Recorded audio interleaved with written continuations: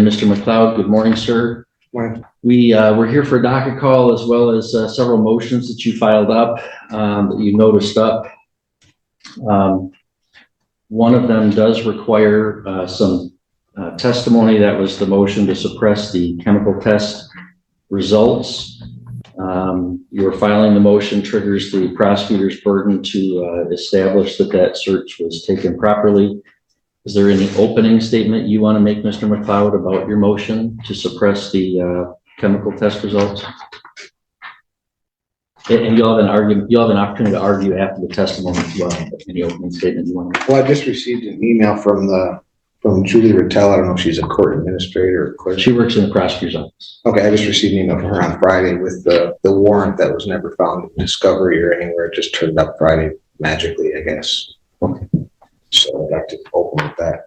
All right, folks, buckle up because today we're diving headfirst into one of the most spectacularly chaotic courtroom moments you'll ever see. We're in Michigan, tracking a sovereign citizen who decided it was a brilliant idea to go boating under the influence.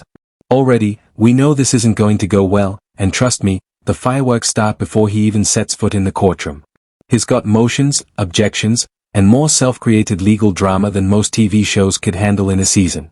Today, we're breaking down every motion, every judge's ruling, and yes, the glorious moments where logic goes out the window, and he ends up in contempt. Grab your popcorn, because this is about to get wild. Initially on that day, we were doing a BOI patrol. Other COs notified that there was a boat with expired registration. Subsequently, we found out that the defendant was intoxicated while he was operating the vessel, and that led to the arrest of him. Once he had exited the vessel, I noticed that he had to use the post on the dock for his balance to get out of it. He stumbled and swayed back and forth along the dock and up the ramp of the boat ramp. While talking to him, I observed slurred speech. I noticed that it took him about 10 seconds just to put on one of his sandals. Myself and Officer Listenfeldt, we advised him that he was going to be under arrest for BOI and asked him to exit the vessel that he was in. He refused. Officer Listenfeldt got inside of the vessel with him. The defendant pulled away from Officer Listenfeldt. A scuffle erupted. He put his arms in front of him so that way he couldn't be cuffed. Time I pulled out my taser, I took the cartridge off so that I could use the dry stun option. And then finally, Officer Listenfeldt was able to pull his right arm behind his back and handcuff him. Here's where things get interesting. The officer's testimony is clear and, honestly, damning for our sovereign citizen. Picture this, a man struggling to balance on a boat ramp, taking 10 seconds to put on a sandal, swaying back and forth, and that's before he even gets handcuffed. The officer describes a physical scuffle and the use of a taser in dry stun mode to secure compliance. This isn't just procedural minutiae, it's the real-world evidence that establishes probable cause. And yes, the judge is watching every detail closely. For viewers, this is your reminder. In these cases, actions speak louder than convoluted legal theories. If you were thinking about representing yourself, remember this scene. On the motion to suppress the chemical test results, Mr. McLeod? Well, I've already shown that the warrant's invalid. It's got unsigned documents that are supposed to be accompanying it. So I would say that it should be upheld that this warrant was invalid. It was executed improperly. It was not served on me. It was not given to me by release. It was not found in Discovery with 3 requests. So it's very convenient that it turned up Friday. All right, thank you. Mr. Juliet? Just briefly, just based on, I understand the court has to make a credibility assessment here on whether the officer did in fact type up a search warrant and serve it on the defendant. He certainly had probable cause to draw blood. That's common procedure when somebody refuses a chemical test. The defendant displayed signs of intoxication, which led to the arrest for voting under the influence. He refused a chemical test when offered one. Based on the observations of the officer, he had probable cause to submit for a search warrant for blood. He did that. He typed out the affidavit, and it looks like, to me, it looks like it's electronically signed. On defendant's exhibit 3, he said that he served it on the defendant, left it in jail. So I would ask the court to deny the defendant's motion. All right, well, the motion was to suppress the results of the blood test for alcohol in Mr. McLeod's body because the blood was drawn without a warrant.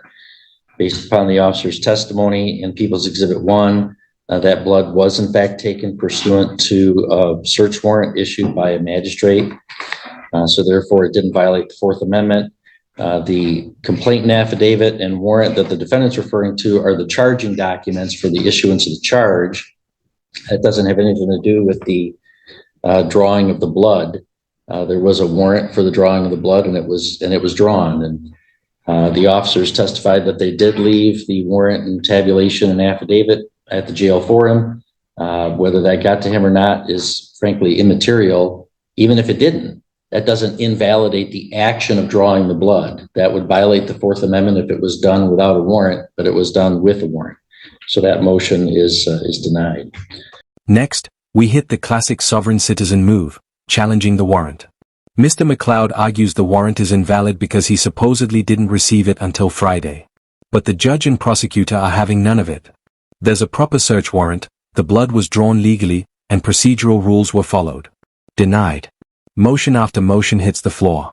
The drama here isn't just legal, it's human. Watching someone argue passionately for something that the law already clearly permits is like seeing a firework misfire. It's chaotic, loud, and you can't look away. And here's a tip for aspiring YouTubers. Moments like this make for instant engagement.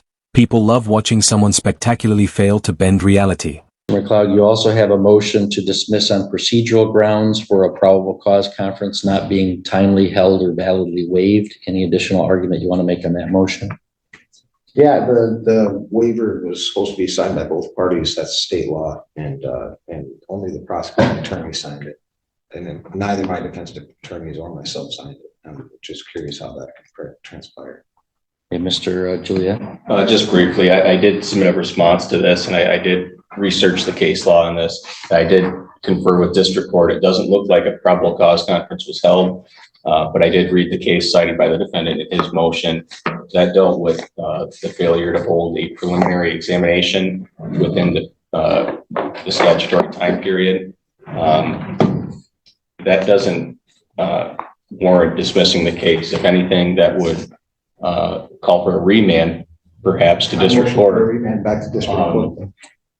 But in this case, and in the case that I cited, there has to be some showing of prejudice by not holding the preliminary exam or probable cause conference by analogy.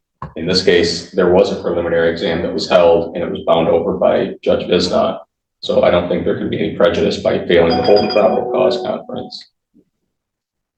All right, yeah, Mr. McLeod, the purpose of the probable cause conference is to see whether somebody wants to run the prelim or waive the prelim to address any bond issues. You were already free. You weren't being held in jail, and you did run the prelim. So there's, even if a probable cause conference wasn't held, there's no probable cause conference could have stopped a lot of those procedures because the probable cause is all hearsay. Now we move into the motions to dismiss on procedural grounds.